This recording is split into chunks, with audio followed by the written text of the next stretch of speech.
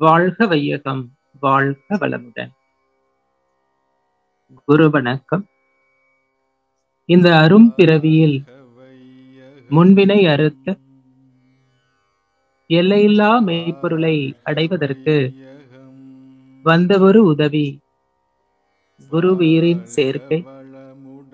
வணங்கி குரு திருவடியை வாழ்த்தி வாழ்வோம்.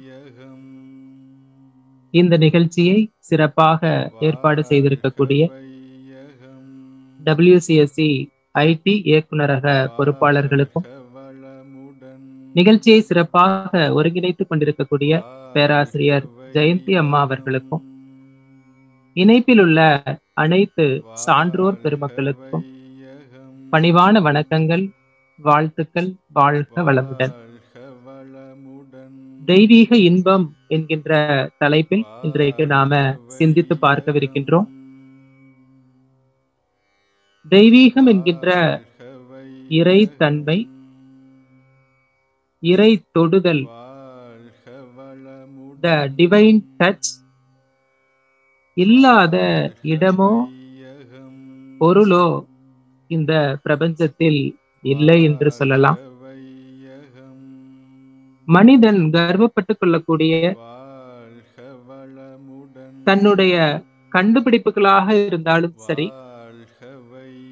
மனிதனால் அறிய முடியாத பல பிரம்மாண்டங்களும் சரி, தெய்வீகத்தாலேயே நிறைந்திருக்கின்றது. இறை துகளில் தொடங்கி மனிதன் வரையுள்ள அனைத்து தன்மாற்ற நிகழ்ச்சிகளிலுமே அந்த தெய்வீகத்தை, தெய்வீக இன்பமாகவே நாம உணர முடியும்.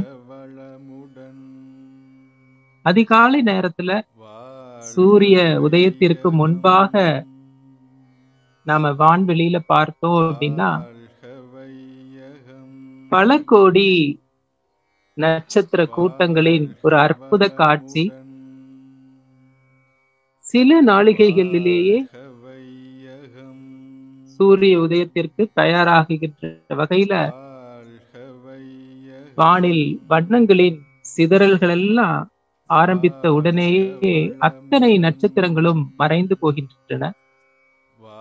சூரியன் உதித்த உடனே அதனுடைய ஒளிச்சிதறல்கள் கடல் நீர்ல பட்டு பிரதிபலிக்க ஆரம்பிக்குது. புற்களின் நுனியிலெல்லாம் அந்த பனித்துளியில் பல ஆயிரம் சூரியன்களை நாம பிரதிபலிப்பாக காண முடிகின்றது. மலர்கள் எல்லாம் மலரத் தொடங்கி அதிலிருந்து வரக்கூடிய வாசனை இந்த காற்றில் கலக்க தொடங்கிய உடனேயே ஏராளமான வண்ணத்து பூச்சிகள், தேனீக்கள் அதை நோக்கி பயணிப்பதை பார்க்க முடிகின்றது. பறவைகள் எல்லாம் வார்த்தையால விளக்க முடியாத ஓசைகளை எழுப்பிக் கொண்டு இந்த இயற்கையோடு இணைந்து பறந்து கொண்டிருப்பதையும் நாம உணர முடிகின்றது. இவை அனைத்தும் சில நாளிகைகளில் தினந்தோறும் நிகழ்ந்து கொண்டே இருக்கின்றது. ஒவ்வொரு நாளும் ஒவ்வொரு விதத்தில் அது அமைந்து விடுகின்றது. நேற்று இருந்தது போல இன்று இருப்பதில்லை. ஆனால் இந்த தெய்வீக இன்பத்தை அனுபவிக்கக்கூடிய ஒரே வாய்ப்பு இருக்கக்கூடிய ஜீவ இனம் மனிதன் மட்டுமே. மிகப்பெரிய பிரம்மாண்டமான அந்த சூரியனோ, மலைகளோ, கடலோ இதை அனுபவிக்க முடியாது. வண்ணத்து பூச்சியின் அழகை அந்த மலரால அனுபவிக்க முடியாது.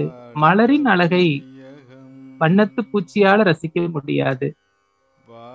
பறவைகளோ விலங்குகளோ இந்த தெய்வீக இன்பத்தை அனுபவிக்க முடியாது.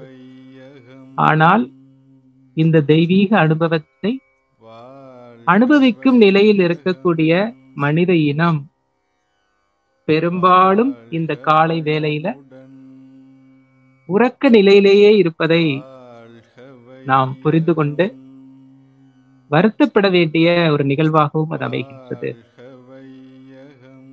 இறை துகளில் தொடங்கி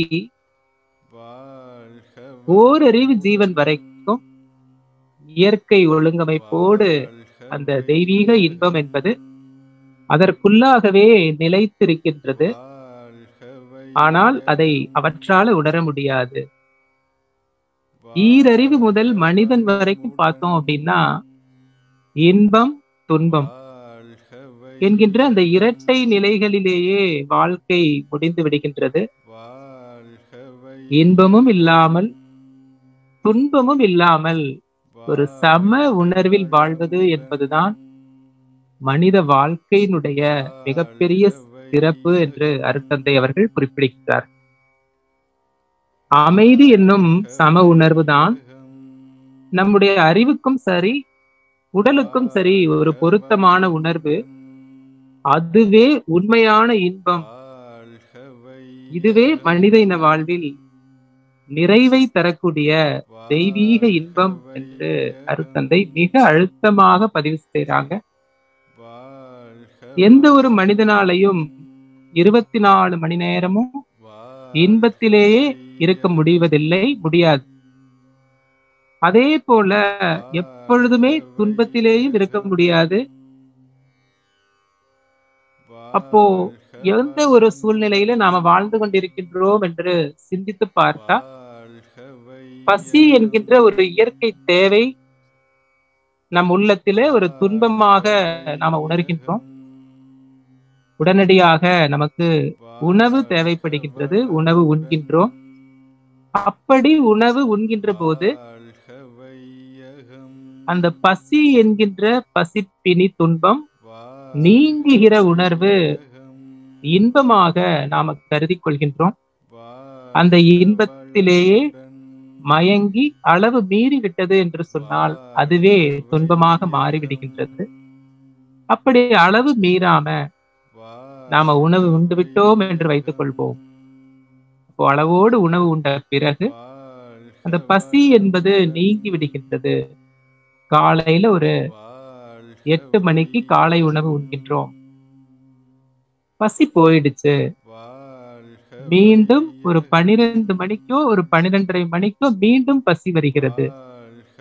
அப்போ இந்த 2 நேரங்களுக்கு இடையில் எந்த துன்ப உணர்வும் இல்லாமல் நாம் இருக்கின்றோமே, அது என்ன என்று கேட்டால் அதுவே தெய்வீக இன்பம் என்கின்ற அமைதி நிலை. அதிகமான நேரம் நாம் அனைவருமே அப்படிதான் வாழ்ந்து கொண்டிருக்கின்றோம். ஆனால் அதை உணர்பவர்கள் என்பவர்கள் மிக மிக குறைவு என்று அருட்தந்தை குறிப்பிடுறாங்க. ஒரு கயிற்றின் மேல நாம நடக்க வேண்டும் என்று சொன்னால் இடதுபுறமும் சாயாம வலதுபுறமும் சாயாமல் ஒரு கம்ப கையில வைத்துக்கொண்டு நாம பேலன்ஸ் பண்ண வேண்டிய கட்டாயத்தில் இருக்கின்றோம். ஒரு சைக்கிள் ஓட்ட வேண்டும் என்று சொன்னாலும் கூட வலது பக்கமும் சாய்ந்து விடக்கூடாது, இடது பக்கமும் சாய்ந்து விடக்கூடாது. ஆரம்ப காலத்துல யாருடைய உதவியோ நமக்கு தேவைப்படும். யாராவது பிடிச்சுக்கணும், நம்ம ஓட்டி பழகுவோம். பிற்காலத்துல நல்ல சைக்கிள் ஓட்டிய பிறகு அந்த ஒரு சமநிலை வருவதற்கு பெரிய சிரமம் எல்லாம் நாம படுவதே இல்லை. இயல்பாக சைக்கிள் எடுத்துக்கொண்டு நாம பாட்டுக்கு எளிதாக எங்கு போகணுமோ அங்கு போய் சேர்ந்து விடுகின்றோம். அதே போல நாம் நினைத்தால், முயற்சி செய்தால் இந்த தெய்வீக இன்பத்தில் 24 மணி நேரமும் இருக்க முடியும். அப்போ இடையில் பசி என்கின்ற துன்பம் வருமே, கழிவு வேகம் ஏற்படுமே என்று நாம நினைக்கலாம். அந்த இயற்கை தேவைகள் கூட எதற்காக எழுகிறது என்று சொன்னால், நீங்கள் எல்லாம் தெய்வீக இன்பத்தில் தான் இருக்கிறீர்கள். அதிலே தொடர வேண்டும் என்றால் உணவு உண்ண வேண்டும், கழிவுகளை நீக்க வேண்டும் என்று நமக்கு நினைவுபடுத்துகின்ற ஒரு அற்புத உணர்வாகவே அதை நாம பார்க்க வேண்டும். அது உண்மையிலேயே துன்பம் இல்லை, அது நமக்கு நன்மை செய்யக்கூடிய ஒரு அற்புத இயற்கை உணர்வு என்று அருட்தந்தை சொல்லிட்டு, இயற்கையில் எல்லளவும் துன்பம் இல்லை என்று அழுத்தமா சொல்றாங்க. சொல்லிவிட்டு அந்த தெய்வீக இன்பத்தை இயற்கையில் ஒவ்வொரு நிலையிலும் நாம் உணர முடியும் என்று சொல்லி, மலரே மலரே நீ யார், உன் மனமும் அழகும் வண்ணமும் என்று சொல்லி முதல்ல ஒரு ரசனைக்குள்ள போறாங்க. அந்த மலரை ஒரு புலன் மூலமாக உணர்ந்து அதனுடைய வாசனை, அதனுடைய அழகு, அதனுடைய நிறம் இதெல்லாம் பார்த்து ஒரு பிரமிப்பு. இப்ப இந்த உணர்வு வருவதற்கு வேறு எந்த துன்ப உணர்வும் காரணம் இல்லை. நாமளே இயற்கையை ரசிக்கிறோம். அப்படி ரசிக்க தொடங்கும் போது நம்முடைய நினைவு மற்றவற்றிலிருந்து பிரிந்து அந்த மலருக்குள்ளேயே ஆழ்ந்து போகிறது. பலவாறான நினைவகற்றி பார்க்க உன்னில் ஆழ்ந்து விட்டேன் என்று சொல்றார். அப்படி இயற்கை ரசிக்கிற போது தேவையற்ற எண்ணங்கள் கூட நம்மிடமிருந்து நீங்கி விடுகிறது. முழுவதுமாக அந்த மலருக்குள் மூழ்கி விடுகின்ற நிலையில் மலரே பேசுவதாக அருட்தந்தை சொல்றாங்க. இயற்கை அழகை ரசிக்கும் உன் எண்ணம் மிக மிக உயர்ந்துள்ளது. அப்போ இயற்கையை ரசிப்பது என்பதே ஒரு மிகப்பெரிய எண்ணத்தின் மலர்ச்சி. அது எல்லாருக்கும் வருவதில்லை என்பதாக இந்த இடத்துல நாம குறிப்பெடுத்துக் கொள்ள முடிகிறது. தொடர்ந்து அந்த மலர் சொல்லுது, செயற்கையிலேயே பழகி பழகி இருந்த உன்னுடைய மயங்கிய மனம் இப்போ இயற்கைக்குள்ள வந்து உயர்ந்துருச்சு என்கிற நிலை வருகிற போது மறைபொருளான தெய்வமே நான் என்று உணர்கிற அளவிற்கு அந்த தெய்வீக இன்பம் நம்மை உயர்த்தி செல்கின்றது. அப்போ அந்த நிலையில அனைத்தையும் இறையாக பார்க்கின்ற ஒரு அற்புத அரிய நிகழ்வு நடக்குது. இறுதியாக அருட்தந்தை குறிப்பிடுறாங்க, வேறு உண்மை பொருள் உணர்தல் பிறவி பயனை பெற்றுவிட்டேன். ஒரு மலரை ரசிக்க தொடங்கி இந்த பிறவி பயனையே பெற்றுவிட முடியுமா அப்படின்னா முடியும் என்பதை இங்கு நிரூபிக்கிறார். இப்போ இயற்கையின் அழகை, அந்த இயற்கையினுடைய தகைமையை, மதிப்பை உணர வந்ததுதான் இந்த மனித வாழ்க்கை. அந்த தெய்வீக இன்பம் என்கின்ற அமைதியில தொடங்குகின்ற இந்த உணர்வு அதனுடைய மறுமுனை என்னவாக இருக்கிறது என்று பார்த்தால் தெய்வீக பேரின்பமாக இருக்கின்றது. அதுவே சமாதி நிலை. இறைவனது திருநிலையோடு இணைந்த போது இன்ப துன்ப உணர்வுகளை கடந்து உயர்ந்து மறைபொருளாம் அறிவு அதன் முழுமை பெற்று மா அமைதி பெறும், அது பேரின்பமாகும் என்று குறிப்பிடுறாங்க. அப்போ இந்த தெய்வீக இன்பத்தின் தொடக்கத்தில் தான் நம்ம இன்ப துன்ப உணர்வுகளை கடக்க முடியும் என்று அழுத்தமாக சொல்றாங்க. இந்த தேடல் இயல்பாக ஒவ்வொரு மனிதருக்குள்ளும் இருக்கவே செய்கின்றது. நாம சிறு குழந்தையாக இருக்கிற போது பார்க்கின்ற அனைத்தையுமே ரசித்துக் கொண்டிருந்தோம், சிரித்துக் கொண்டிருந்தோம். ஆனா இன்னைக்கு அறிவு வளர்ந்து விட்டது என்று சொல்றோம்.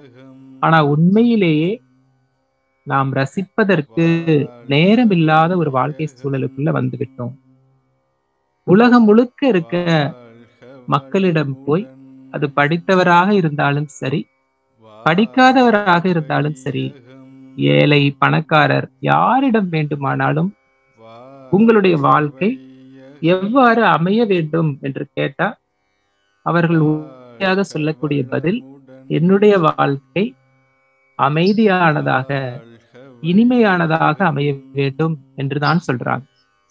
அப்போ பெரும்பாலானோர் அமைதியையே விரும்புகிறார்கள். அப்படின்னா உலகம் முழுவதும் அமைதி வந்திருக்க வேண்டுமே. ஆனால் உண்மை நிலை என்ன என்று ஆராய்ந்து பார்க்கிற போது தனி மனிதர்களிடையேயும் சரி, உறவுகளுக்கு இடையிலும் சரி, சமுதாயத்தில், நாடுகளுக்கு இடையில், உலகம் முழுக்க எங்கு பார்த்தாலும் இணக்கமற்ற, அமைதியற்ற ஒரு வாழ்க்கை சூழ்நிலையே நாம் பார்த்து கொண்டிருக்கின்றோம். இப்ப இதற்கு என்னதான் காரணம் என்று பார்த்தால், ஒவ்வொருவரும் ஒரு எல்லை கட்டிய மனநிலையில், ஒரு மிகப்பெரிய சுயநலமான உணர்வுகளில் வாழ்ந்து கொண்டிருக்கின்றோம். என்னுடைய தேவை, என்னுடைய குடும்பம், என்னுடைய மக்கள், என்னுடைய தேசம் என்று ஒரு வட்டம் போட்டுக்கொண்டே இருக்கிற வரையில் இந்த நிலையிலிருந்து நாம வெளியில வரவே முடியாது. எல்லை கட்டும் மனநிலையில் இன்ப துன்பம், இரவு பகல், சிறிது பெரிது, ஆண் பெண், கீழ் மேல், நல்லதும் அல்லதும், நாணம் வீரம் நட்டம் லாபம் என்ற அனைத்தும் தோன்றும் என்று ஒரு கவியில குறிப்பிட்டார். அப்போ இந்த எல்லை கட்டிய மனநிலையில் இருந்து வெளியில் வருகிற போது மட்டுமே இந்த தெய்வீக இன்பம் என்கின்ற அமைதி ஒரு தனி மனிதனிடம் வளர்ச்சி பெற முடியும். அதற்கு ஒரே வழி, மெய்ப்பொருளை அகத்துணர்ந்தால் அல்லலற்று அறிவு விழித்தும் விரிந்தும் அறிவறிந்த நிறைநிலையில் அமைதி காணும். அப்படி நம்முடைய அறிவானது விழிப்பு நிலைக்கும் விரிந்த நிலைக்கும் வர வேண்டும். அதுவே ஒரு தனி மனித அமைதிக்கும் உலக அமைதிக்கும் வித்தாக அமையும் என்று உணர்ந்த அத்தனை மனிதர்களுமே தன்னுடைய ஆற்றல் முழுவதையும் இந்த அமைதிக்காகவே அர்ப்பணித்திருக்கின்றார்கள். திருவள்ளுவருக்கு முன்னாடி வாழ்ந்த சாக்ரட்டிஸ்ல இருந்து தொடங்கி வேதாத்ரி மகரிஷி வரைக்கும் பல மனிதர்களும் தன்னுடைய உயிரை கூட பெரிதாக எண்ணாமல் இந்த அமைதிக்காகவே வாழ்ந்ததை நாம பார்க்க முடியும். அவர்களுடைய பார்வையெல்லாம் ஒரு விரிந்த அறிவின் பார்வையாக இருந்தது. இந்த மனித இனத்தையே அவர்கள் எப்படி பார்க்கிறார்கள் என்று பார்த்தால் ரொம்ப ஆச்சரியமாக இருக்கும். நாமெல்லாம் மனிதர்களை எப்படி பார்க்கிறோம் என்று சொன்னா, இந்த பூமியில கிட்டத்தட்ட ஒரு 750 கோடி மனிதர்கள் வாழ்வதாக பார்க்கிறோம். 750 கோடி உடல்களாக பார்க்கின்றோம். மனிதர்கள் அனைவருமே அப்படி பார்க்கவில்லை. நம்முடைய உடல்ல பல கோடி செல்கள் சேர்ந்து ஒரு பருவுடலாக நாம வாழ்ந்து கொண்டிருக்கிறோம். அதே போல இந்த மானுட உலகம் என்பது ஒரே உடல். அந்த ஒரு உடல்ல 750 கோடி மனிதர்கள் என்பவர்கள் 750 கோடி செல்களாக அவர்கள் பார்க்கிறார்கள். அப்போ இந்த மானுட உலகம் அப்படிங்கிறது ஒரே ஒரு உடல் தான். அதுல நாம் அனைவரும் சேர்ந்து பல செல்களாக இயங்கிக் கொண்டிருக்கின்றோம். அப்போ நம்ம உடல்ல ஒரு சுண்டு விரல்ல ஒரு சின்னதா அடிபட்டுருச்சு அப்படின்னு சொன்னா கூட, அது ஒரு சிறிய பகுதியாக இருந்தாலும் கூட அதனுடைய வலி வேதனை இந்த உடலையே பாதிக்கிறது. மற்ற எந்த வேலையையும் செய்ய முடியாமல் நாம இருக்கோம். இதே உணர்வு தான் அவர்களுடைய மனநிலையில் இருக்கிறது.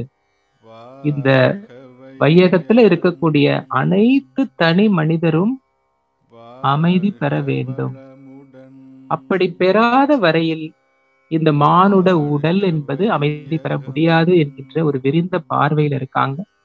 அதற்காக இந்த எல்லை கட்டிய மனநிலையிலிருந்து அறிவறிந்த நிறைநிலைக்கு ஒவ்வொருவரும் வந்தாக வேண்டும் என்கின்ற ஒரு பெரிய விடாமுயற்சியோடு இயங்கிக் கொண்டே இருக்காங்க. அப்போ அதை பார்க்கிற போது இந்த அமைதியற்ற நிலை அப்படிங்கிறது நிச்சயமாக மாற வேண்டும், மாற்ற வேண்டும். யார் மாறுவது, யார் மாற்றுவது?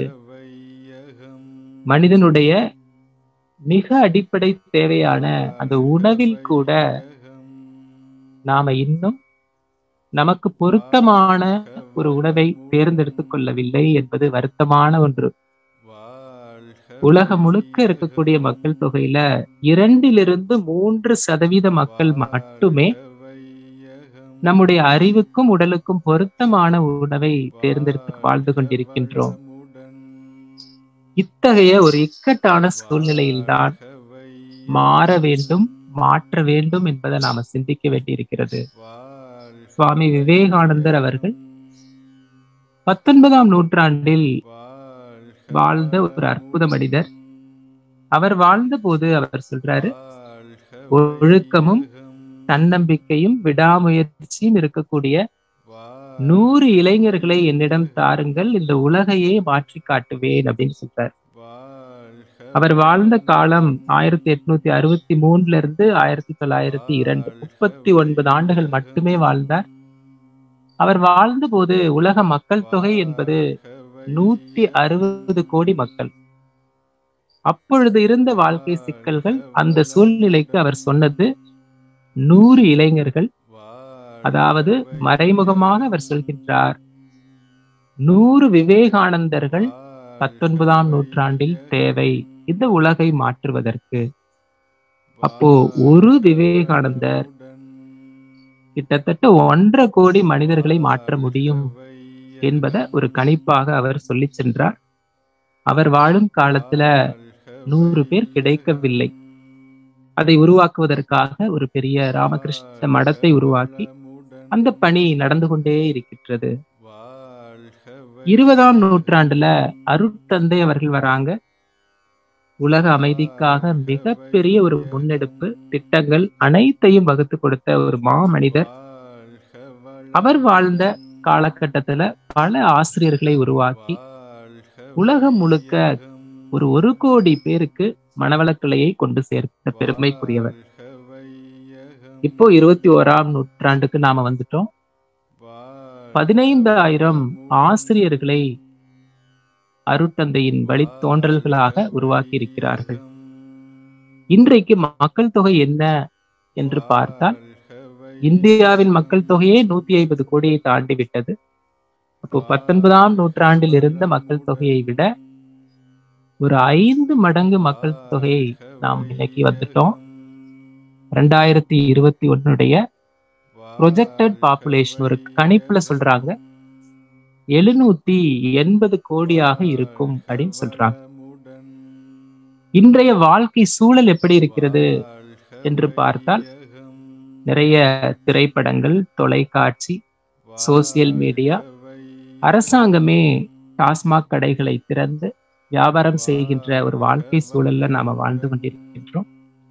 இப்போ நமக்கு எத்தனை வேதாத்ரி மகர்ஷிகள் தேவை என்று பார்த்தா, 1 கோடி பேருக்கு ஒரு வேதாத்ரி மகர்ஷி தேவை என்கிற நிலையில ஒரு 1000 வேதாத்ரி மகர்ஷிகள் அவசியமான தேவையாக இருக்கின்றது. 15,000 ஆசிரியர்களுக்கு மேல இருக்கும். ஒருவேளை 1000 வேதாத்ரி மகர்ஷிகள் நம்முள் இருந்திருந்தால் உலகம் அமைதி பெற்றிருக்கும். இப்பொழுது யார் மாறுவது, யார் மாற்றுவது? நாம் ஒவ்வொருவருமே மாற வேண்டிய இக்கட்டான கட்டாய சூழலில் இருக்கின்றோம்.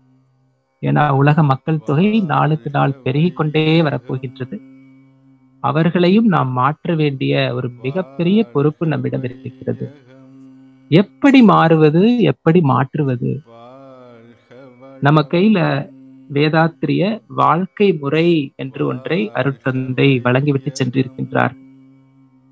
அந்த வேதாத்திரியம் அப்படிங்கிறது, மனவளக்கலை என்பது ஒரு தனி மனிதருடைய முயற்சி மட்டுமில்லை. பல மகான்களினுடைய எண்ணங்கள் அனைத்தும் அருட்தந்தையை கருவியாக பயன்படுத்தி ஒரு அற்புதமாக வடிவமைத்து கொடுக்கப்பட்ட ஒரு பொக்கிஷம். அதை நாம எப்படி வச்சிருக்கோம் அப்படின்னு நாம சிந்தித்து பார்க்க வேண்டியிருக்கிறது. ஒரு சிறு பிள்ளை கையில ஒரு வைரக்கல் கிடைத்ததுன்னா அந்த வைரக்கல் அது என்ன செய்யும்? அதற்கு அது வைரக்கல் என்று தெரியாது. அதனுடைய மதிப்பு எதுவும் அதற்கு புரியாது. எப்பொழுதும் விளையாடுகின்ற ஒரு பொருளை போலவே அதையும் அது சாதாரணமாக பயன்படுத்தும். அப்படி அல்ல இந்த வேதாத்திரியம். நாம வெவ்வேறு துறையில கல்வி பயின்று இருக்கலாம். வெவ்வேறு துறைகளில் நாம தொழில் செய்து கொண்டிருக்கின்றோம். இதே வாழ்க்கை சூழல்கள்ல, இதே சமுதாயத்தில தான் நாம வாழ்ந்தாக வேண்டும்.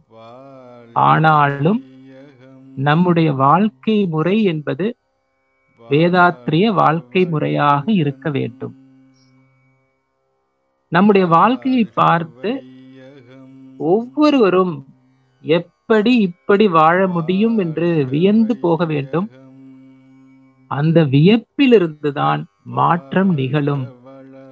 நம்ம யாரும் போதனை செய்து ஒருவரையும் இங்கு மாற்றிவிட முடியாது. அதை அருட்தந்தை மிக தெளிவாக அழுத்தமாக உணர்த்தி வாழ்ந்து காட்டிவிட்டு சென்றிருக்கிறார். அப்படி அந்த வாழ்க்கை முறையை அருட்தந்தை விளக்கும் போது அவர் சொல்றாரு, ஒவ்வொருவருடைய வாழ்க்கையும் பொருள்துறை, அருள்துறை இரண்டின் மூலமாக மட்டுமே சிறப்பு பெற முடியும். ஆதி காலத்துல ஒரு மிருகங்கள் போல உணவை தேடி வேட்டையாடி நாம வாழ்ந்து கொண்டிருந்தோம். அறிவு உயர்ந்துருச்சு. எந்த ஜீவனுக்கும் துன்பம் தர வேண்டாம், விலங்குகளிடமிருந்தும் நமக்கும் துன்பம் வேண்டாம் என்று நம்மை பிரித்து கொண்டு நதிக்கரை ஓரங்கள்ல வந்துட்டோம். துன்பம் இல்லாமல் உணவு உற்பத்தி செய்ய கத்துக்கிட்டோம். அதற்கான கருவிகளை எல்லாம் நிறைய கண்டுபிடிச்சோம். நம்முடைய அடிப்படை தேவைக்கு வேண்டிய ஏகப்பட்ட உபகருவிகளை எல்லாம் அறிவியல் கண்டுபிடிப்புகளாக பெற்று வாழ்க்கையை ரொம்ப எளிமையாக மாத்திட்டோம். அந்த நிலையில் அடுத்து என்ன செய்துட்டோம் அப்படின்னா, தேவையற்ற பொருட்களின் உற்பத்தியை ஏராளமாக பெருக்கிவிட்டோம். இன்னைக்கு அவசிய பொருள்களின் உற்பத்தியை விட அவசியமற்ற பொருள்களின் உற்பத்தி அதிகமாக இருக்கு. அதற்கு மதிப்பும் அதிகமாக இருக்கு. அப்போ இந்தியா போன்ற தேசத்துல அடிப்படை தேவைகள் நிறைவு பெற்ற போது அருள் சிந்தனை அதிகமாக வளர்ந்தது. அறம், பொருள், இன்பம், வீடு என்று சொல்லி ஒரு இல்லற அருள் வழி வாழ்க்கை வளர்ந்தது. மேற்கத்திய நாடுகள்ல பார்த்தோம் அப்படின்னா பொருள் சிந்தனை அதிகமாக வளர்ச்சி பெற்று பொருள், புகழ், அதிகாரம், புலனின்பம் என்கின்ற வழியில அவர்களுடைய வாழ்க்கை போனது. இப்படி இந்த தன்மாற்றத்துல ஒவ்வொரு மனிதரிடத்திலும் பொருள்துறை சார்ந்த வித்தும் அருள்துறை சார்ந்த வித்தும் பதிவுகளாக விதைக்கப்பட்டே இருக்கின்றது. நம்முடைய குடும்ப சூழ்நிலை, சமூக அமைப்பு இதுக்கு தகுந்தது போல நம்முள்ள இருக்கக்கூடிய அந்த வித்து வளர தொடங்குகின்றது. பொருள் சார்ந்த வித்து வளர தொடங்குச்சு அப்படின்னா அது அருள் சார்ந்த வித்தை வளர விடாமல் தடுத்து விடுகிறது. அதுவே அருள் சார்ந்த வித்து வளர தொடங்குச்சு அப்படின்னா நமக்கு எவ்வளவு பொருள் வேண்டுமோ அந்த அளவிற்கு பொருள் சார்ந்த வித்தையும் வளர செய்கிறது. வாழ்க்கையில் முழுமை பெறுவதற்கான அருள்துறை வளர்ச்சியையும் வளர செய்து விடுகிறது. இந்த பொருள் துறையை நாம ஒரு 3 தலைமுறை நிலையிலிருந்து சிந்தித்து பார்க்கலாம். ஏன்னா பெரும்பாலும் நாம பொருள் சார்ந்த ஒரு சமூகமாக மாறிக்கொண்டிருக்கின்றோம். இப்போ முதல் தலைமுறை என்பது எப்படி இருந்தது? அது நம்முடைய பெற்றோர்களுடையதாக இருக்கலாம், நம்முடையதாக இருக்கலாம், அல்லது நம்முடைய தாத்தாவுடையதாக இருக்கலாம். ஒவ்வொரு குடும்பத்துல ஒவ்வொரு போல இருக்கும். அடிப்படை வசதிக்காக போராடுகிற ஒரு தலைமுறை. கல்விக்கெல்லாம் அங்கு வாய்ப்பே இல்லை. பணத்தை கண்ணில் பார்ப்பதே அரிது என்கின்ற ஒரு நிலை. நாள் முழுவதும் உழைத்து பொருளீட்டினா ஒரு வேளையோ 2 வேளையோ சாப்பாடு கிடைக்கும் என்கின்ற ஒரு சூழல். வேலை செய்யற இடத்துல எவ்வளவு அவமானம் ஏற்பட்டாலும் கூட அந்த வேலையெல்லாம் தூக்கி போட்டுட்டு வந்துட முடியாது. தொடர்ந்து அந்த வேலையை செய்தாக வேண்டும் என்கின்ற வாழ்க்கை சூழல். உடல் தேவையே நிறைவேறாத ஒரு தலைமுறை. இது முதல் தலைமுறை. இவர்களுடைய பிள்ளைகள் அப்படிங்கிறவங்க 2வது தலைமுறையாக வரும். அடிப்படை தேவைகளுக்கு ஒரு பெரிய கஷ்டம் இல்ல. 3 வேளை சாப்பாடு, உடை, இருப்பிடம் எல்லாம் ஓரளவுக்கு இருக்கு. கல்வி வாய்ப்பு சிறிது வளர்ந்திருக்கு, வேலை வாய்ப்பும் வளர்ந்திருக்கு. எல்லார் வீட்லயும் மின்சாரம் என்பது கிடைத்து விட்டது. ஒரு காலத்துல டிவி, ஃப்ரிட்ஜ், வாஷிங் மிஷின்லாம் ஒரு லக்ஸூரியஸ் லைஃப் என்று நினைத்ததெல்லாம் இங்கு மாறிவிட்டு எல்லோருடைய வீட்டிலும் டிவி இருக்கு, வாஷிங் மிஷின் இருக்கு, ஃப்ரிட்ஜ், மிக்ஸி எல்லாமே இருக்கு. தன்னுடைய தேவையை தாண்டி சிந்திக்கக்கூடிய ஒரு வாய்ப்பு இருக்கக்கூடிய தலைமுறை. உடல் தேவை நிறைவு பெற்று விட்டது. மன தேவை அப்படிங்கிறது எல்லை இல்லாமல் வளரத் தொடங்கிய ஒரு தலைமுறை.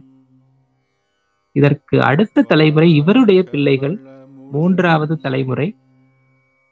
பார்ன் வித் சில்வர் ஸ்பூன் அப்படின்னு நாம சொல்றோமே, அது போல பிறக்கும் போதே எல்லா வசதி வாய்ப்புகளோட அவங்களுடைய வாழ்க்கை தொடங்குது. உணவினுடைய மதிப்பு, உழைப்பினுடைய மதிப்பு, பணத்தினுடைய மதிப்பு, இதெல்லாம் இயல்பாகவே அவர்களுக்கு தெரியாத நிலை. இதுக்காக அவங்கள நாம குறை சொல்லவே முடியாது. அவர்களுக்கு தெரியாது இயல்பாகவே. பணம் எங்கிருந்து வரும் என்று கேட்டா, ஏடிஎம்ல போனா பணம் எடுத்துக்கொள்ளலாம் என்று மட்டுமே அவர்களுக்கு தெரியும். விரும்பியது நினைத்தவுடன் கிடைக்கின்ற அளவிற்கு பெற்றோருடைய ஒரு பாசம், அவர்களுடைய வாழ்க்கை கருவில தொடங்கி வளரும் காலம் முழுவதும் ஒரு பொருள் வழி வாழ்வாகவே அமைந்து விடுகின்றது. அவர்களுக்கு தெரிந்ததெல்லாம் போட்டி, அதில் வெற்றி பெறுவது எப்படி, இது ரெண்டு தான் அவங்களுக்கு தெரியும். இதற்காக அவர்கள் என்ன வேணாலும் செய்வதற்கு தயாராக இருக்கிறார்கள். பெற்றோர்களினுடைய எதிர்பார்ப்பை எல்லாம் திணித்து வாழக்கூடிய ஒரு வாழ்க்கை. ஒரு உயர்ந்த கல்வி கற்க வேண்டும், பெரிய வேலைக்கு போகணும், நிறைய சம்பாதிக்க வேண்டும், எல்லா ஆடம்பர வாழ்க்கையும் கைகூட வேண்டும் என்கின்ற ஒரு எதிர்பார்ப்பு. அதற்காக எதை வேண்டுமானாலும் செய்யலாம் என்கின்ற ஒரு சூழல்ல வாழக்கூடிய மூன்றாவது தலைமுறை. இந்த நிலை எப்படி வந்தது என்று நாம சிந்தித்து பார்க்க வேண்டும். மேற்கத்திய நாடுகள்ல இருக்கக்கூடிய பொருளாதார நிபுணர்கள் நம்ம ஊர்ல இருந்து வெளிநாட்டுல போய் கல்வி பயின்ற தொழில்துறை வல்லுநர்கள் எல்லாரும் நம்முடைய தேசத்தை ஒரு மிக சிறந்த சந்தையாக பார்த்தார்கள்.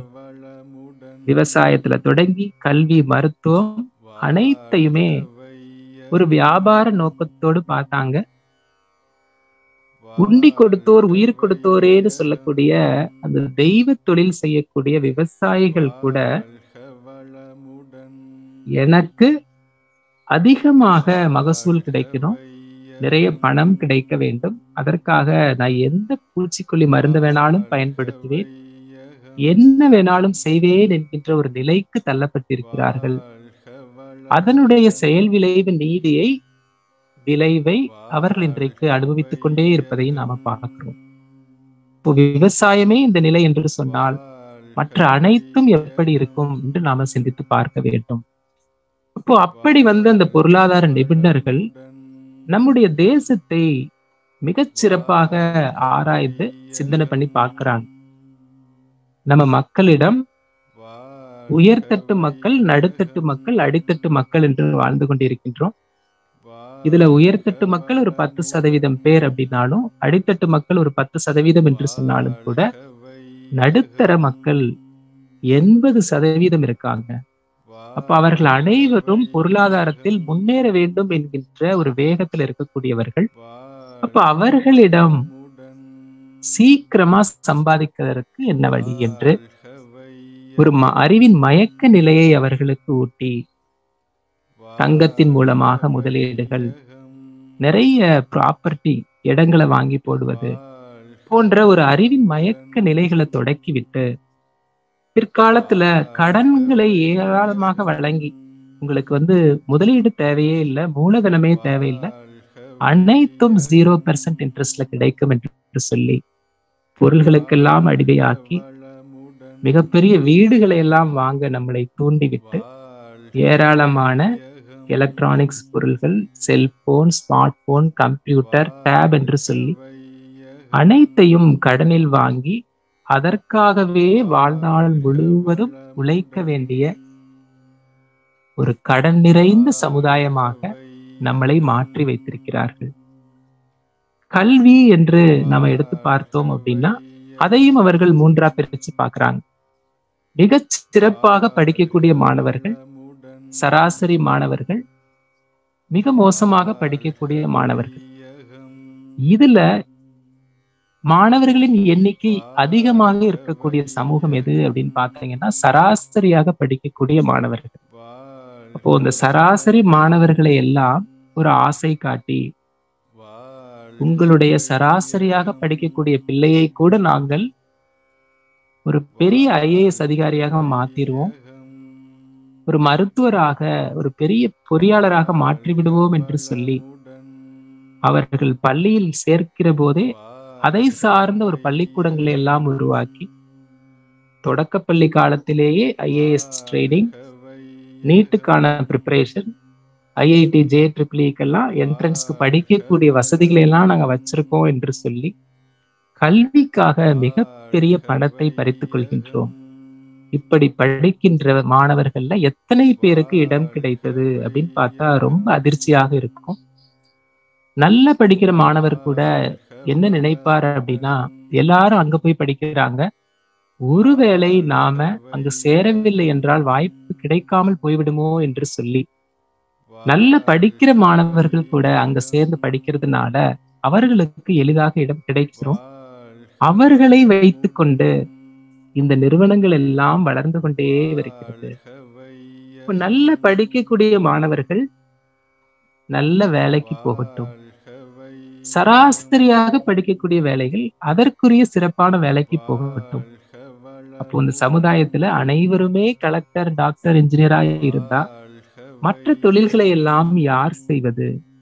அருட்தந்தை சொல்றாங்க, எப்படி வாழ வேண்டும் என்று கற்றுக் கொடுத்தால் போதும் அமைதியான வாழ்க்கையை வாழ்ந்துவிட முடியும்.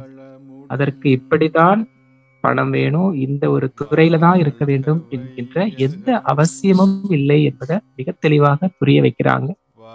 இந்த நிலை தொடர்ந்துச்சு அப்படின்னா நம்முடைய வாழ்க்கை மட்டுமின்றி நம்முடைய பிள்ளைகளின் வாழ்க்கையை கூட யாரோ வியாபாரிகள் தான் நிர்ணயிப்பாங்க. நாம என்ன சாப்பிடணும், எந்த ட்ரெஸ் போடணும், என்ன தொழில் செய்ய வேண்டும் என்பதை எல்லாம் யாரோ நிர்ணயம் செய்யக்கூடிய ஒரு நிலைக்கு நாம தள்ளப்படுகின்றோம். அப்போ இயற்கையின் தெய்வீக இன்பம் என்கின்ற அந்த இயல்பான அமைதியை நம்மால உணரவே முடியாத நிலைக்கு நாம தள்ளப்படுகின்றோம். பொருளை தேடி தேடி ஓடி ஓடி என்னுடைய பிள்ளைகளுக்காகவே வாழ்கின்றேன் அப்படின்னு நாம சொல்லிக்கிட்டே இருக்கோம். அவர்களை எல்லாம் உழைக்காமலே வாழக்கூடிய ஒரு பண்பை ஊட்டி மிக மோசமான ஒரு சமுதாயத்தை உருவாக்கி கொண்டிருக்கின்றோம். விளைவு என்ன என்று பார்த்தால் உலகம் முழுவதும் வளரும் நாடுகள்ல 160 நாடுகளில் முதியோர் இல்லங்கள் பெருகி வருகின்றன. கைவிடப்பட்ட பெற்றோர்களின் எண்ணிக்கை உயர்ந்து கொண்டே வருது. நாம கூட ஒரு நாள் முதியோரா மாறதான் போறோம். நம்முடைய நிலை என்ன என்பதை நாம சிந்தித்து பார்க்க வேண்டிய இடத்துல இருக்கோம். இப்போ இந்த நிலையெல்லாம் மாற வேண்டும் என்று சொன்னால் அருள் வழி வாழ்க்கைக்கான வித்து நம்மிடம் வளர்ச்சி பெற வேண்டும். அருள் மூலம் பொருள் உயர்ந்தும், பொருள் மூலம் அருள் உயர்ந்தும், அறம் பொருள் இரண்டாலும் வாழ்க்கை சிறக்க வேண்டும். இதுதான் அருட்தந்தையுடைய ஒரு ஸ்டேட்மெண்டா இருக்கு. அப்போ அருள் மூலம்தான் பொருள் உயர வேண்டும் அப்படிங்கிறது ஒரு அடிப்படையான விஷயமாக இருக்கு. அப்ப அந்த அருள் வழி வாழ்க்கையை நம்ம முன்னோர்கள் அறம், பொருள், இன்பம், வீடுன்னு சொன்னாங்க. பொருள் வழி வாழ்க்கையை பொருள், புகழ், செல்வாக்கு, புலனின்பம்னு சொன்னாங்க. ரெண்டுலயுமே பொருளும் இருக்கு, இன்பமும் இருக்கு. ஆனால் அருள் வழி வாழ்க்கையில பொருளுக்கு முன்னாடி அறம் என்பதை முதல் படியாக வைத்தார்கள். அறவழியில் பொருள் ஈட்டி இன்பம் துய்க்க வேண்டும். அந்த பொருள் என்கின்ற நிலையில மெய்ப்பொருளை உணர்ந்து தெய்வீக இன்பம் கண்டு வீடு பேறு பெறுதல். அப்போ அருள்களில சொல்லக்கூடிய பொருளும் இன்பமும் வேறு. பொருள் வழியில் சொல்லக்கூடிய பொருள், புகழ், செல்வாக்கு, புலனின்பம் என்பது எப்படியாவது பொருள் சேர்த்து, புகழ் சேர்த்து, செல்வாக்கு பெற்று புலனின்பத்தில் வாழ வேண்டும் என்கின்ற நிலை. இப்போ திருவள்ளுவர் அருளில்லார்க்கு அவ்வுலகம் இல்லை, பொருளில்லார்க்கு இவ்வுலகம் இல்லை என்று சொன்னதை கூட நாம தவறாக புரிந்து கொண்டு விட்டோம். இவ்வுலகம் என்று சொன்னா இந்த பூமி, இந்த வாழ்க்கை என்று புரிந்து கொண்டு பொருள் செல்வம் இல்லைன்னா இந்த பூமியில வாழ முடியாது. அருள் செல்வம் என்பது அவ்வுலகம் என்கின்ற ஒரு சொர்க்கலோகத்திற்கு, தேவலோகத்திற்கு தான் தேவை. அது நம்ம வயதான காலத்துல ஒரு பக்தியில போய் இறைவணக்கம் செஞ்சா போதும் என்ற ஒரு நிலையில உணர்ந்து கொண்டிருக்கின்றோம். அதனாலதான் திருவள்ளுவரும் சொல்றாரு, பொருள் அல்லவற்றை பொருளென உணர் மருளானாம் மானா பிறப்பு என்று சொல்றாங்க. உண்மையான பொருள் என்னன்னே தெரியாத வாழ்கின்ற வாழ்க்கைக்கு பேர் மருள் என்று சொல்றார். உண்மையிலேயே இவ்வுலகம் என்று சொன்னால் உள்ளகம். பொருள் என்பது மெய்ப்பொருள். அப்போ மெய்ப்பொருளை உணர்ந்த ஒரு உள்ளகம் இருக்கு. அதுதான் நம்ம ஜீவாத்மா அப்படின்னு நாம சொல்லிக்கிட்டு இருக்கோம். அப்போ அந்த உணர்வுல உள்ளே இருக்கக்கூடிய அந்த தெய்வீகம், அந்த தெய்வீகத்தை தெய்வீக இன்பமாக உணர்ந்தால்தான் இந்த உலகத்துல வாழ முடியும். சுவையொலி ஊறு ஓசை நாற்றம் எனும் 5 வகை திருவான்கட்கே உலகு அப்படின்னு சொல்லிட்டாங்க. இப்போ இந்த புலனின்பத்திலிருந்து வெளிவந்து இந்த ஜீவாத்மா இந்த தெய்வீக இன்பத்தை உணர வேண்டும் என்பதுதான் இவ்வுலகமாக திருவள்ளுவர் குறிப்பிடுறாங்க. அவ்வுலகமாக அவர் குறிப்பிடுவது ஏதோ சொர்க்கலோகம் இல்லை, பரவெளியாக சுத்த வெளியாக இருக்கக்கூடிய பரமாத்மா. இப்போ இந்த தெய்வீக இன்பத்தில் தொடங்கி தெய்வீக பேரின்பத்தில் வாழ்க்கை முழுமை பெற வேண்டும். அருட்தந்தை இதை மிக அறிவியல் பூர்வமா சொல்லுவாங்க. ஒவ்வொரு விண்ணுக்கு மத்தியிலேயும் 2 விண்களுக்கு இடையிலேயும் இருக்கக்கூடிய சுத்த வெளின்னு சொல்லுவாங்க. ஒரு விண்ணுக்கு உள்ள இருக்கக்கூடியது ஜீவாத்மாவாகவும், 2 விண்களுக்கு இடையில எங்கும் நீக்கமர நிறைந்திருப்பது பரமாத்மாவாகவும் இருக்கு. இப்ப இந்த சுழல் வேகமா இருக்கிற வரைக்கும் ஜீவாத்மாவும் பரமாத்மாவும் இணைவதற்கு வாய்ப்பு குறைவு. அப்போ விண்ணினுடைய சுழற்சி குறைந்து குறைந்து மிக நுட்பமாக குறைகிற போது இந்த 2ம் இணைகின்ற ஒரு இணைப்பு, அதுதான் பேரின்பமாக நாம சொல்லிக் கொண்டிருக்கின்றோம். அதற்காகவும் நமக்கு மிகச்சிறந்த தவங்களை எல்லாம் உருவாக்கிட்டாரு. இறைநிலையோடு எண்ணத்தை கலக்கவிட்டு ஏற்படுமோர் அமைதியிலே விழிப்பாய் நிற்க. அப்போ அப்படி கலக்கும் போதுதான் அமைதியே சித்திக்குது. அந்த நிலையில நிறைநிலையே தானாக உணர்கின்ற ஒரு அற்புத வாய்ப்பு. இப்படி தனி மனித அமைதிக்கு மட்டும் அருள்வழி வாழ்க்கை இல்லை, உலக அமைதிக்கு கூட இதுதான் வழி என்று அருட்தந்தை சொல்றாங்க. அருள்துறை வளர்ச்சியின்றி அமைதி உலகில் கிட்டா, அருள்துறையோ இறையுணர்வும் அன்பில் உயிர் வழிபாடாம். இப்போ இறையுணர்வு என்று சொன்னால் அனைத்தையும் இறையாக பார்க்கின்ற ஒரு ஞானம், அதை தெளிந்த நல்லறிவு என்று பாரதி குறிப்பிட்டார். அப்படி அந்த ஒரு தெளிந்த நல்லறிவோடு அனைத்துயிரும் தன்னுயிராய் உணர்கின்ற அந்த அன்பையும் இணைத்துதான் அருள் என்று நாம குறிப்பிடுகின்றோம். அதைதான் அருட்தந்தை அவர்கள் அறிந்தது சிவம், மலர்ந்தது அன்பு என்று சொல்றார். சிவம் என்பது இறையுணர்வு, அதனுடைய தன்மையாக அன்பு மலர்கின்றது. அப்படி ஒரு மருள் வாழ்க்கை இல்லாத, பொருள் வாழ்க்கை இல்லாத ஒரு அருள்வழி வாழ்வு வாழ்கின்ற போது மட்டும்தான் இந்த தெய்வீக இன்பத்திலேயே 24 மணி நேரமும் நம்மால இருக்க முடியும். ஒரு சமநிலை, சமத்துவம், சகோதரத்துவம் அத்தனையும் நமக்கு விளங்கிவிடும். ஒரு பொருளாதார ஆசிரியர் இன்றைய இளைய தலைமுறையிடம் இந்த சமத்துவம், சகோதரத்துவம் எப்படி இருக்கிறது என்று ஆராய்ச்சி பண்ணி பார்க்க வேண்டும் என்று முடிவு பண்றாரு. முடிவு பண்ணிட்டு தன்னுடைய வகுப்புகளிலேயே மிக சிறந்த வகுப்பு மாணவர்களை தேர்ந்தெடுக்கிறார். ஒரு 50 மாணவர்கள். அவர்கள் ஒரு முறை கூட தோல்வி அடையாத மாணவர்கள். அந்த 50 மாணவர்கள் இருக்கக்கூடிய ஒரு வகுப்பறையை தேர்ந்தெடுத்து அதுல ஒரு அறிவிப்பை வெளியிடுகின்றார். வருகின்ற தேர்வுல நாம ஒரு வித்தியாசமான முறையை கையாள போகின்றோம். எல்லாரும் பரீட்சை எழுதி முடித்தவுடன் ஒவ்வொருவருடைய விடைத்தாள்களும் திருத்தப்பட்டு மதிப்பெண் வழங்கப்படும். அந்த ஒட்டுமொத்த மதிப்பெண்ணையும் ஒன்றாக கூட்டி 50ஆல வகுத்து விடுவோம். 50 மாணவர்கள் இருக்கிறதுனால 50ஐ வகுத்து சராசரி மதிப்பெண் கண்டுபிடித்து அந்த சராசரி மதிப்பெண் தான் அனைவருக்குமான மதிப்பெண்ணாக இருக்கும் அப்படின்னு சொல்லிடுறார். அதே போல தேர்வு நடத்தப்படுகிறது. தேர்வு முடிந்து ரிசல்ட் வரும்போது மதிப்பெண் அப்படிங்கிறது 70 மதிப்பெண்ணாக வருகிறது. இப்போ சுமாராக படிக்கக்கூடிய மாணவர்களுக்கு மிக்க மகிழ்ச்சி. நான் உண்மையிலேயே ஒரு 50 மார்க் 60 மார்க் தான் வாங்கியிருப்பேன், ஆனா 70 மதிப்பெண் வந்துருச்சு. ஆனால் மிக அதிகமாக படிக்கக்கூடிய மாணவர்கள் 90-95 மதிப்பெண் பெறக்கூடிய மாணவர்களுக்கு ஒரு பெரிய சோர்வு, மதிப்பெண் குறைவாக இருக்கிறது. முதல் தேர்வு முடிந்து விட்டது, அடுத்த மாத தேர்வும் இதே முறையிலே நடத்தப்படும் அப்படின்னு சொல்லிடுறாரு.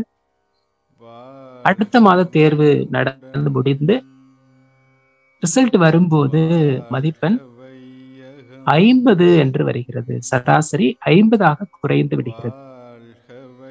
ஏன் இது நடந்தது என்று அவர் ஆராய்ச்சி பண்ணி பார்க்கிற போது, சுமாராக படிக்கக்கூடிய மாணவர்கள் எல்லாம் என்ன நினைக்கிறாங்க அப்படின்னா, நம்ம படித்து எழுதினாலும் எழுதுறனாலும் நல்லா படிக்கக்கூடிய மாணவர்கள் சிறப்பாக எழுதிடுவாங்க, அதனால நம்ம சாதாரணமாகவே படித்து விட்டு போகலாம். நல்ல படிக்கக்கூடிய மாணவர்களுடைய மனநிலை என்ன என்று சொன்னால், நம்ம கஷ்டப்பட்டு படித்து எழுதினாலும் பெரிய அளவுல ஒன்றும் பலன் இல்லை, நம்ம சும்மா போய் எழுதுவோம். இப்போ அதனுடைய சராசரி என்பது 70 இருந்தது 50ஆக குறைந்து போகிறது. மூன்றாவது தேர்வும் இப்படிதான் நடக்கும் என்று அவர் அறிவிப்பு கொடுக்கிறாரு. மூன்றாவது தேர்வு முடிந்து ரிசல்ட் வரும்போது அதனுடைய சராசரி மதிப்பெண் 40க்கும் கீழே குறைந்து போகிறது. ஒட்டுமொத்த வகுப்பே தோல்வி பெற்றது என்று அறிவித்து விடுகிறார்.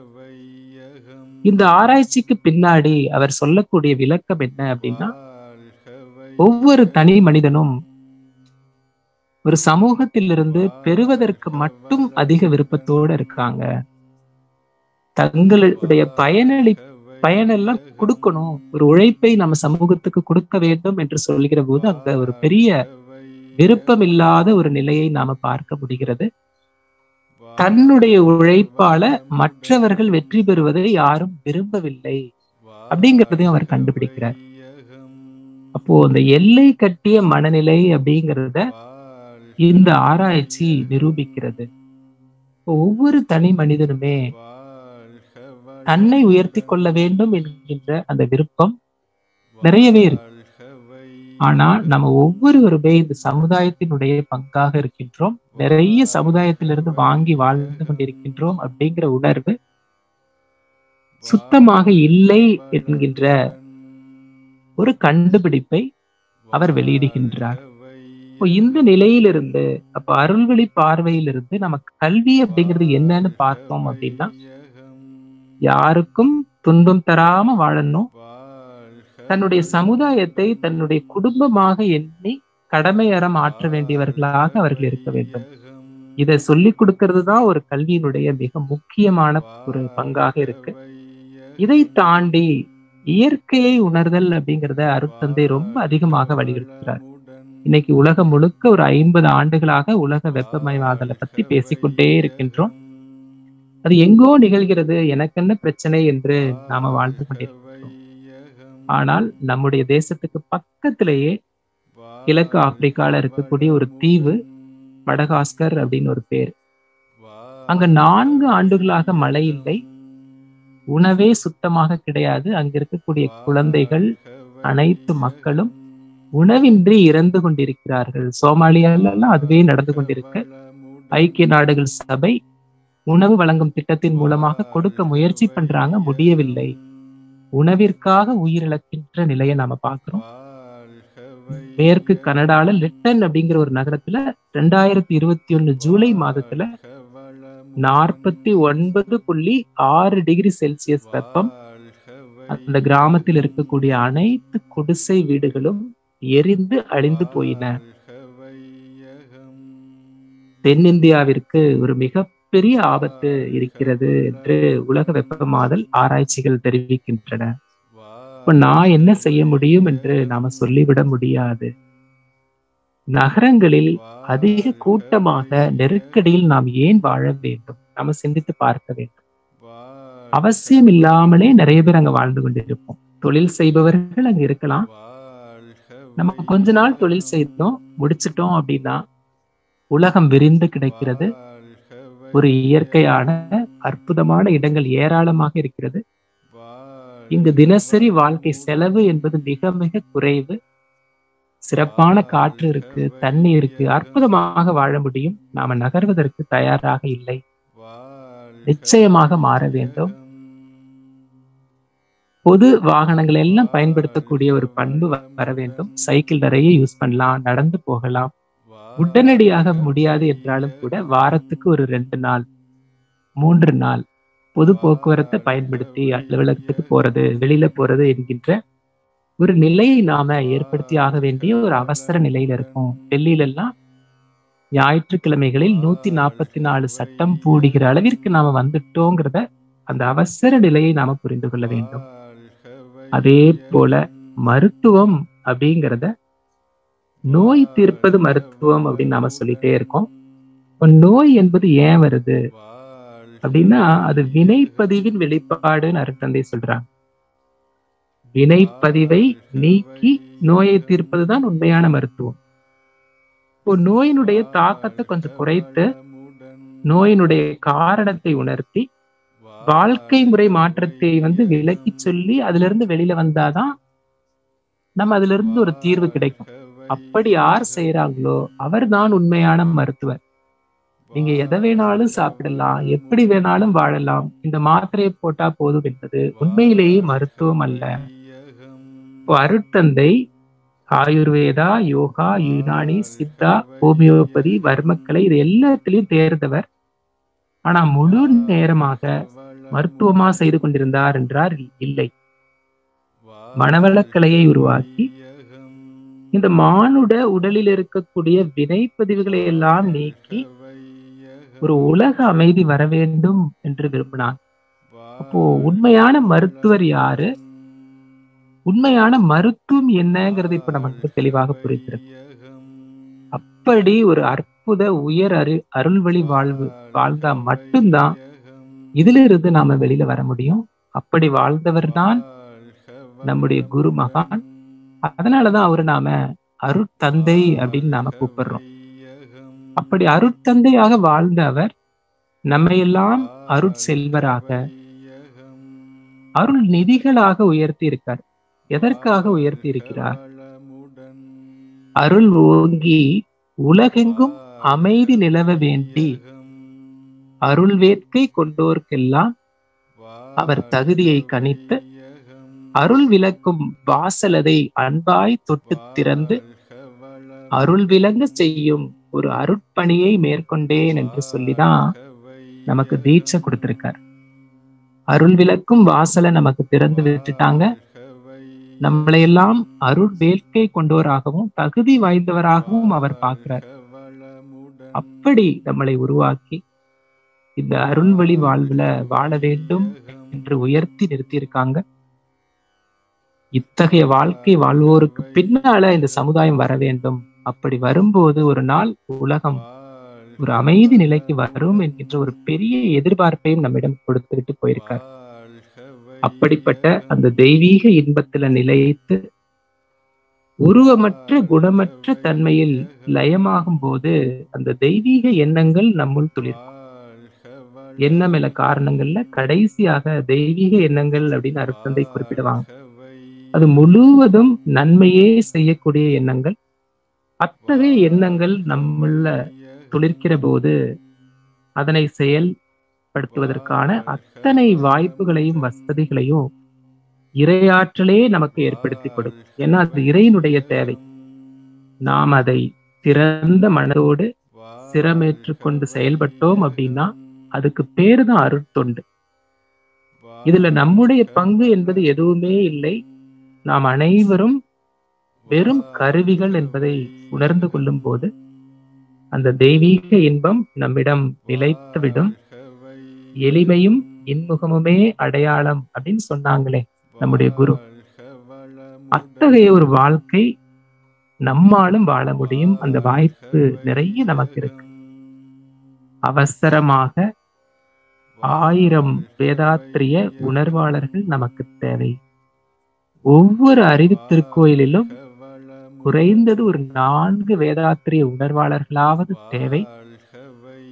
நாம் அனைவரும் மாறுவோம், வாழ்ந்து காட்டி மாற்றுவோம் என்று கூறி நல்லதொரு வாய்ப்பளித்த WCSC IT பொறுப்பாளர்களுக்கும் இணைப்பிலிருந்து செவிமடுத்த அனைத்து மெய்யன்பர்களுக்கும் நன்றி கூறி நிறைவு செய்கின்றேன். வாழ்க வளமுடன், வாழ்க வளமுடன்.